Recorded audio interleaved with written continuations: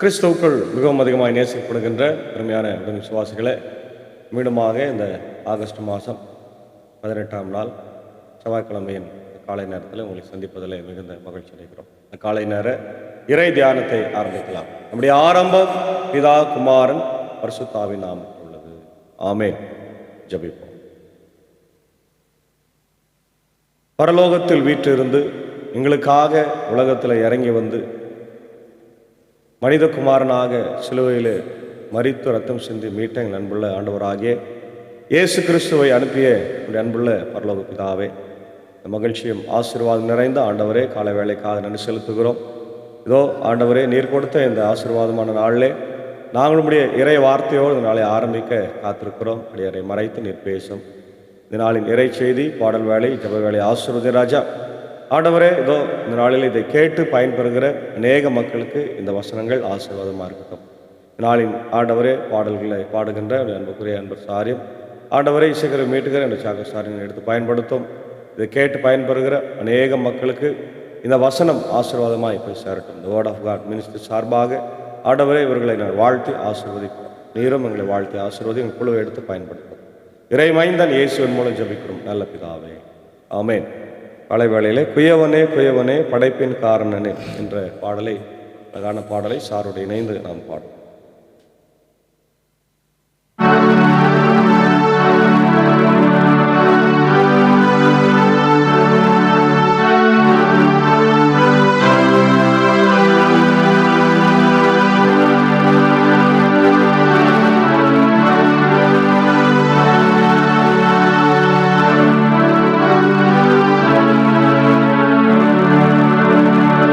குயவனே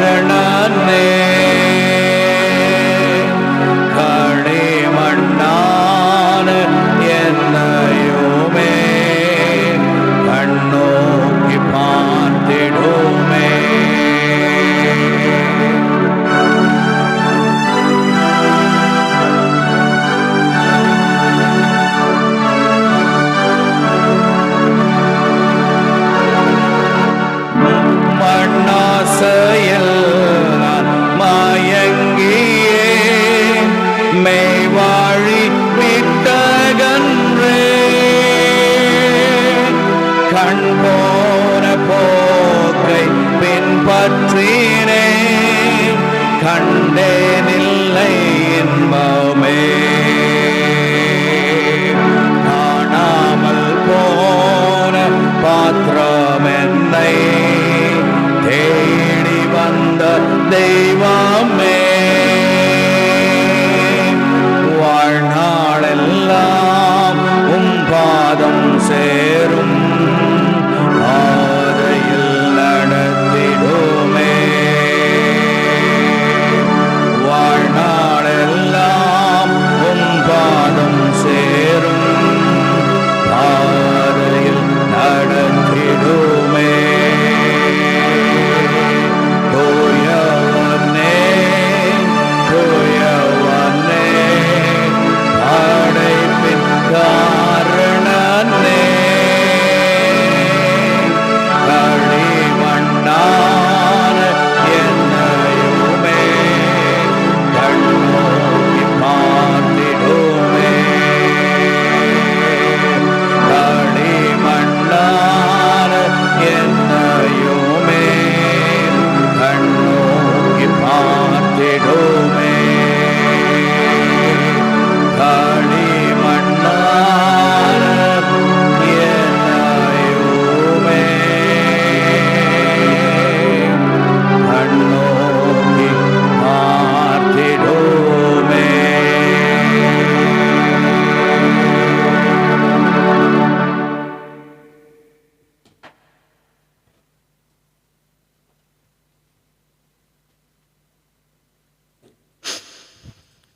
கிறிஸ்து இயேசுவுக்குள் மிகவும் அதிகமாக நேசிக்கப்படுகின்றவர்களே, இந்த நாளிலும் உங்களோடு கூட வாசித்து தியானிக்கும்படியாய் தெரிந்து கொண்ட வேத பகுதி அது ஏசாயாவின் தீர்க்கதரிசன புத்தகம் 51ஆம் அதிகாரம் 1 முதல் 6 வசனங்கள். எருசலேமுக்கு ஆண்டவரின் ஆறுதல் மொழி என்ற பகுதி இந்த பகுதி நமக்கு சொல்லுகிறது. இந்த பகுதி சிறையிருப்பில் இருக்கிறாங்க. இது 3 பகுதியாக நம்ம பிரிச்சிருக்கிறாங்க இறையிலாளர்கள். 1 முதல் 39 சிறையிருப்புக்கு முன்பாக, 40 முதல் 55 சிறையிருப்பில் இருக்கும்போது எழுதப்பட்டதாய் பார்க்கிறோம். 56 முதல் 66 சிறையிருப்பிலிருந்து திரும்பி வந்த பிறகு இந்த புத்தகங்கள் எழுதப்பட்டதாய் நம்ம பார்க்கிறோம். கடந்ததை நினைத்து தேவனை நோக்கி எதிர்காலத்தை எதிர்பாருங்கள் என்கின்ற காரியத்தை பற்றி பார்க்கிறோம். முக்கியமான வசனம் 1, விடுதலையை நாடுவோரே, ஆண்டவரை தேடுவோரே, எனக்கு செவி கொடுங்கள். நீங்கள் எந்த பாறை நின்று செதுக்கப்பட்டீர்களோ, அந்த எந்த குழி நின்று தோண்டப்பட்டீர்களோ அதை நோக்கி பாருங்கள். அதாவது நீங்கள் எங்கேருந்து புறப்பட்டு வந்தீங்களோ அங்கேருந்து நீங்கள் பாருங்கள். இஸ்ரவேல் மக்கள் எகிப்தில் சிறையிருப்பில் இருந்ததை நினைத்து பாருங்கள் என்று சொல்லப்படுகிறது. அவங்க எவ்வளோ வேதனைப்பட்டாங்க, கஷ்டப்பட்டாங்க, துன்பப்பட்டாங்க, துயரப்பட்டாங்க இல்லையா? செங்கல், சாந்து, வைக்கோல் எல்லாவற்றையும் அவர்களே தயார் செய்து அந்த பிரமிட்ஸ் அல்லது அன்றைக்கு இருந்த பெரிய பெரிய பில்டிங்கில் கட்டுவதற்கு அவர்களுக்கு ஒரு பெரிய அழைப்பு அந்த இடத்துல இருந்ததை நம்ம பார்க்கணும். அதை நம்ம இங்கே இந்த பகுதியில் பார்க்குறோம். சூழ்நிலைகள் சிறியதாய் தோன்றினாலும் கடவுள் செய்த காரியங்கள் நினைத்து பார்க்கும்போது விசுவாசம் எழுகிறது. கடவுள் ஒருவரை தொடங்கி ஒரு மனிதனை தொடங்கி அவர் ஜனமாக மாற்றினார். அதே கடவுள் இன்று நம்முடைய வாழ்க்கையிலும் மறுபடியும் ஆசீர்வாதத்தை உருவாக்குகிறார். அதை நம்ம பார்க்குறோம். நீதியை பின்பற்றி கர்த்தரை தேடுவர்களே எனக்கு செவி கொடுங்கள் என்ற வசனம் சொல்லுகிறது. இப்போ கடவுளுக்கு செவி கொடுக்க வேண்டும். இங்கே கடவுள் முதலில் கேட்பதை பற்றி பேசுகிறார். கடவுள் நம்மிடம் பேசும்போது நாம் கவனமாய் கேட்க வேண்டும், விசுவாசத்துடன் ஏற்றுக்கொள்ள வேண்டும். அதான் நம்ம ஆண்டவருக்கு கீழ்ப்படிவது அவசியம். இப்போ கீழ்ப்படிந்து நடக்க வேண்டும். அதான் ஆண்டவர் நமக்கு கொடுக்குற அழைப்பு. முதல்ல ஆண்டவருக்கு கீழ்ப்படியணும். ஆண்டவருக்கு கீழ்ப்படியும் போது நம்முடைய வாழ்க்கையில் எல்லாமே தானாக நடக்கும், ஆசீர்வாதமும் தானாக தேடி வரும். உபாகமம் 6:4 இஸ்ரவேலே கேள், அதான் முக்கியமான வசனம்.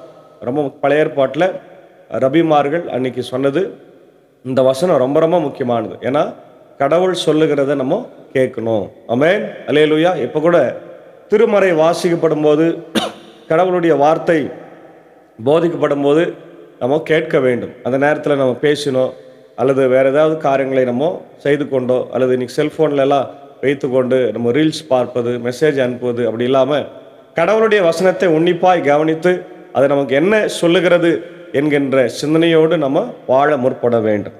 அதான் சொல்கிறேன். சங்கீதம் 95:7-8 இன்று அவருடைய சத்தத்தை கேட்பீர்களாகில் உங்கள் இருதயங்களை கடினப்படுத்தாதிருங்கள். நம்ம வசனத்தை கேட்கும்போது இருதயத்தை கடினப்படுத்தக்கூடாது என்று சொல்லப்படுகிறது. யாக்கோபு 1:22 வசனத்தை கேட்கின்றவர்களாய் மாத்திரமல்லாமல் அதன்படி செய்கின்றவர்களாகவும் இருங்கள். இப்போ வெறும் வசனத்தை கேட்டு போயிருதில்லை, அதன்படி அபியாசப்பட வேண்டும். அதுதான் ஆண்டவர் நமக்கு கொடுக்குற அழைப்பு. யோவான் 10:27 என் ஆடுகள் என் சத்தத்தை கேட்கிறது என்று சொல்லப்பட்டிருக்கிறது. அப்போது 1 சாமுவேல் 3:9-10 சாமுவேல் கடவுளுடைய சத்தத்தை கேட்டபோது அவன் சொன்னான், கர்த்தாவே சொல்லும் அடியேன் கேட்கிறேன். அதுபோல நாமும் இந்த நாளிலே ஆண்டவருக்கு நாம் கீழ்ப்படிந்து அவருடைய வார்த்தையை கேட்டு அதன்படி செய்ய வேண்டும் இல்லையா? இப்போ கடவுளுடைய ஆசீர்வாதத்தை விரும்புகிறவர்கள் முதலில் கடவுளுடைய சத்தத்தை கேட்க வேண்டும் என்று சொல்லப்பட்டிருக்கிறது. 2வது பகுதி பார்க்கிறோம். உங்கள் தந்தை ஆபிரகாமையும் உங்களை பெற்றெடுத்த சாராவையும் நினைத்து பாருங்கள். தனியனாய் இருந்த அவனை அழைத்தேன், அவனுக்கு ஆசி வழங்கி பெரும் திரளாக்கினேன். ரொம்ப அழகா சொல்றார். அவன் எங்கிருந்து வந்தான்? அவருடைய முற்பிதா யாரு? குல மூதவர் யாரு? ஆபிரகாம். ஆபிரகாம் தனியனாய் இருந்தார். அவர் குழந்தை இல்லை, அவருக்கு நிறைய ஏராளமான சொத்து, ஆனால் குழந்தை இல்லை.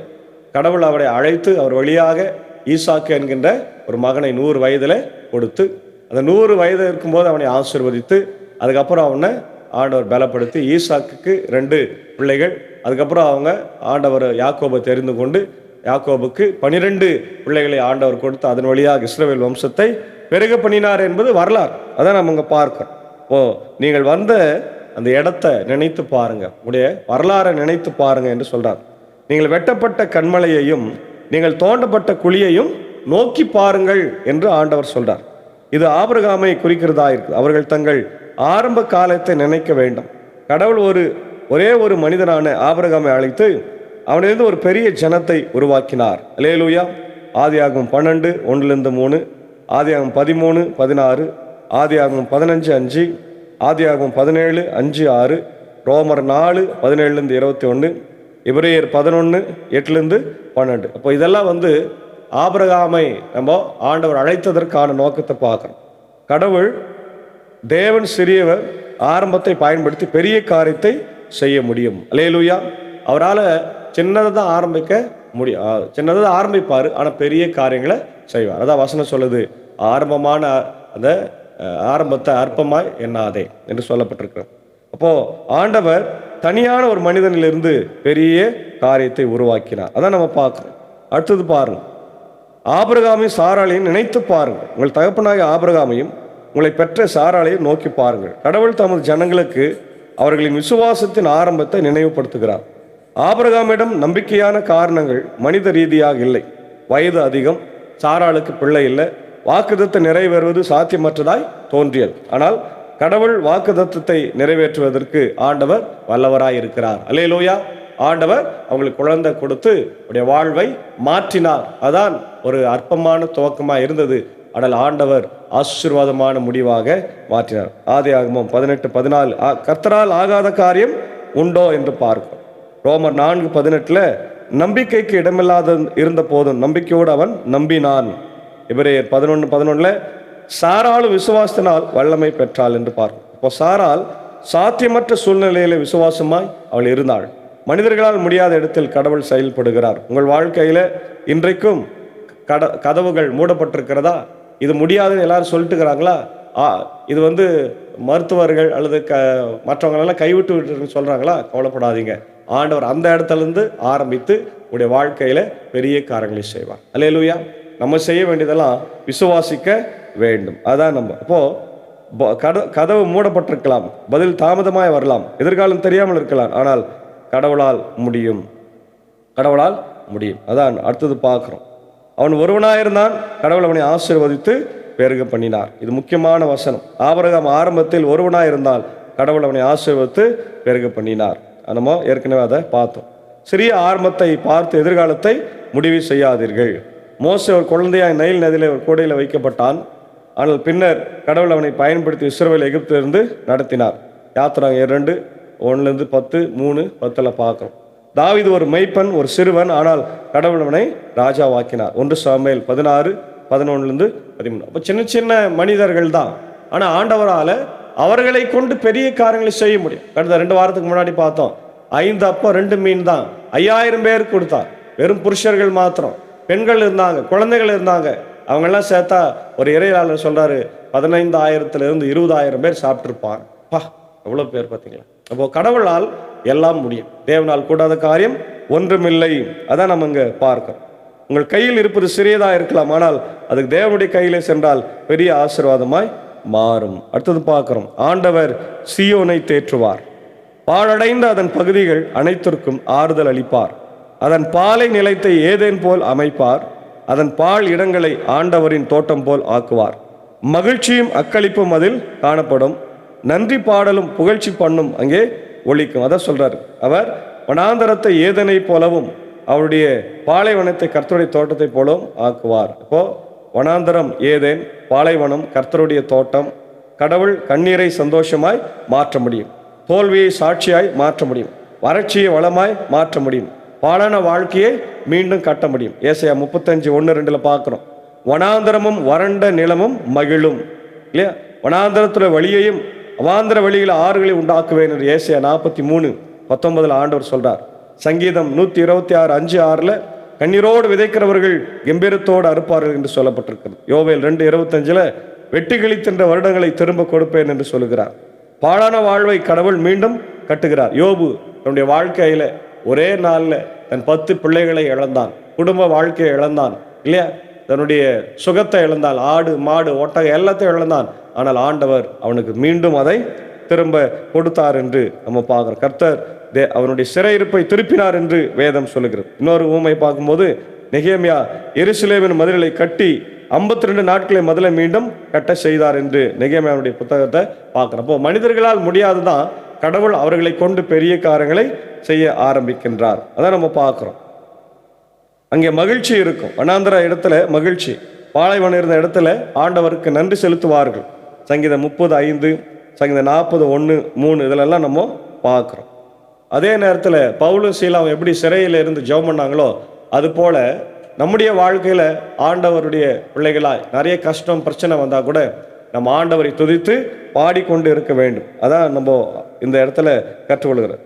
சூழ்நிலை மாறிய பிறகும் ஸ்தோத்திரம் செய்வது எளிது, சூழ்நிலை மாறுவதற்கு முன்பே ஸ்தோத்திரம் செய்வது விசுவாசம் என்பதை நம்ம பார்க்கும். 4வது, என் மக்களே நான் சொல்வதை கேளுங்கள், என் இனமே எனக்கு செவி கொடுங்கள், ஏனெனில் திருச்சட்டம் என்னிடமிருந்து புறப்பட்டு செல்லும், என் நீதி மக்களினங்களுக்கு ஒளியாக திகழும். அப்போ ஆண்டவருடைய நீதி இங்கே ஒளியாக இருக்கிறது. கடவுள் அவர்களுக்கு நம்பிக்கை கொடுப்பதோடு நிற்கவில்லை, அவர் அவர்களை தமது வார்த்தைக்கு நீதிக்கும் திரும்ப அழைக்கின்றார். சங்கீதம் 119, 105, 119, 165, நீதிமொழிகள் 3:1-4, மத்தேயு 6:33, ரோமர் 12:2. இங்கே என்ன நம்ம பார்க்குறோன்னா, ஆசீர்வாதத்தை விரும்புகிற நாம் ஆசீர்வாதம் தருகிற கடவுளை தேட வேண்டும். அதான் நம்ம பார்க்கணும். ஏன்னா நீதி சமீபமாக இருக்கிறது என்று ஆண்டவர் நமக்கு சொல்கிறார். புதிய ஏற்பாட்டில் பார்க்குற இயேசு கிறிஸ்துவில் கடவுளுடைய ரட்சிப்பு, அவருடைய நீதி வெளிப்பட்டது. இல்லையா? லூக்கா 2:30-32 சிமியோன் குழந்தைய இயேசு தாத்தா, அந்த சிமியோன் தாத்தா பார்த்து இயேசுவை அந்த குழந்தைய கையில் தூக்கி அவர் கொஞ்சிறதை நம்ம பார்க்குறோம். அப்போ தான் சொல்கிறாரு, என்னுடைய இரட்சணத்தை என் கண்கள் கண்டன என்று நம்ம பார்க்குறோம். ஏசாயாவினுடைய வாக்குத்தத்தமும் இயேசுவில் நிறைவேறுகிறதாக நம்ம பார்க்கின்றோம். அடுத்தது பார்க்குறோம், நான் அளிக்கும் விடுதலை அண்மையில் உள்ளது, நான் வழங்கும் மீட்பு வெளிப்பட்டு விட்டது, என் புயங்கள் மக்களினங்கள் மேல் ஆட்சி செலுத்தும், என் கைவன்மை மீது அவை நம்பிக்கை கொள்ளும். வானத்தை நோக்கி கண்களை உயர்த்துங்கள், கீழே மண்ணுலகை உற்று நோக்குங்கள், ஏனெனில் வானம் புகையென மறைந்து போம், மண்ணுலகம் உடையென நைந்து போம், அதில் வாழ்வோர் விட்டில் என மடிவர் என்று என் மீட்பர் என்றென்றும் நிலை நிற்கும், என் விடுதலை முடிவோ இராது என்று சொல்லப்பட்டிருக்கிறார். அன்பான தேவ பிள்ளைகளே, கடவுளுடைய மீட்பு, கடவுளுடைய விடுதலை வரும்போது நமக்கு யாரும் எந்த தடையும் செய்ய முடியாது. அதான் இங்கே நம்ம பார்க்குறோம். 24:35 வானமும் பூமியும் ஒளிந்து போம், என் வார்த்தைகளோ ஒரு காலம் ஒளிந்து போவதில்லை. 1 பேதுரு 1:24-25 மனிதனுடைய மகிமை புல்லை போல கர்த்தருடைய வார்த்தை என்றென்றைக்கும் நிற்கும். மனிதனுடைய மகிமை புல்லை போல ஒளிந்து போகும், கர்த்தருடைய வார்த்தை நிலை நிற்கும் என்று பார்க்கும். எபிரேயர் 13:8 இயேசு கிறிஸ்து நேற்றும் இன்றும் என்றும் மாறாதவர். யோவான் 10:28 உடைய கையிலிருந்து யாரையும் பறித்து கொள்ள முடியாது. உலகம் மாறலாம், மனிதர்கள் மாறலாம், சூழ்நிலைகள் மாறலாம், ஆனால் கடவுளுடைய வாக்குத்தத்தம் மாற. அப்போ என்னென்ன நம்ம கேட்கணும்? கடவுளுடைய சத்தத்தை நம்ம கேட்கணும், கடவுள் செய்ததை நினைத்து பார்க்கணும், சிறிய ஆரம்பத்தை அசட்டை பண்ணக்கூடாது.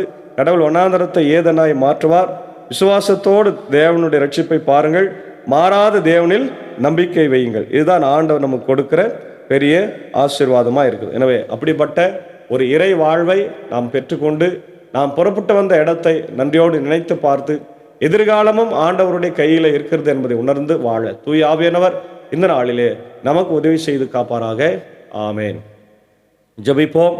சர்வ வல்லமையும் மிகுந்த இரக்கமும் கிருபை நிறைந்த நல்லாண்டவரே, இந்த நாளிலும் கேட்ட வசனங்களுக்காக ஸ்தோத்திரம். நாங்கள் புறப்பட்டு வந்த இடத்தை, நாங்கள் தோண்டப்பட்ட இடத்தை ஆண்டவரே, நாங்கள் எடுத்துக்கொண்டு வந்த அந்த இடத்தை மறந்து போகாமல் பழைய காரியங்களை நினைத்து பார்த்து நன்றி செலுத்தவும், புதிய ஆண்டவரை காரியங்களை எதிர்நோக்கி வாழவும் என் தேவன் எங்களுக்கு கிருபை தர வேண்டும் என்று கெஞ்சி மன்றாடுறோம். இந்த நாளில் இந்த வார்த்தைகளை கேட்டிருக்கிற அகில உலகத்தில் இருக்கிற எல்லா மக்களையும் ஆசீர்வாதம். America, UK, Australia, New Zealand, Philippines, gulf கண்ட்ரிஸில் இருக்கிற மக்கள், இந்தியாவில் இருக்கிற மக்கள், தமிழ்நாட்டில் இருக்கிற மக்கள் எல்லாரையும் என் தேவன் ஆசீர்வதித்து வழிநடத்தும். அவருடைய தேவைகளை என் தேவன் பரத்திலிருந்து சந்திக்க வேண்டும் என்று கெஞ்சி மன்றாடுகிறோம்.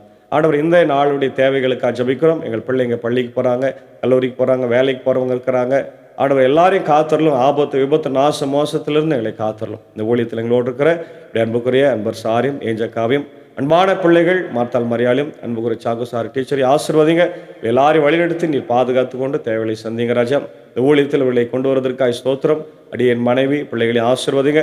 அடியேன் பணியாற்றுகிற பாப்பனப்பள்ளி, மின்னூர், வடகரை, மேல்சேனம் திருச்சபைகள், குடும்பங்கள், அங்கே இருக்கிற எல்லா மக்களையும் ஆசீர்வதித்து வழி நடத்தும். விசேஷமாய் இந்த நாளிலும் பிறந்த நாளை நன்றி செலுத்திக் கொண்டிருக்கிற ஆண்டவரே, என்னுடைய ஜெயம் டிஜிட்டல் உடைய அன்புக்குரிய ஆர்டர் ஃபவுண்டர், அந்த ஓனர், உடைய அன்புக்குரிய அண்ணன் ஜஸ்டின் சாம் அவர்களுக்காக ஜெபிக்கிறோம். அவரையும் அன்பு மனைவி குடும்பத்தையும் ஆசீர்வதிங்க.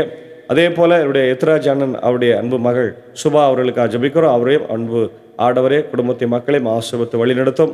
ஆண்டவர் அதே போல என்னுடைய அன்பு சகோதரி திருமதி சுஜாதா சுதந்திரம் அவர்களுக்காக ஜெபிக்கிறோம். அவர்களையும் ஆசீர்வதித்து வழி நடத்தும். தேவையை சந்தியும். அன்பு சௌர் சுதந்திரத்தையும் அவருடைய அன்பு ஆர்டர் மனைவி பிள்ளைகளையும் ஆசீர்வதியும்.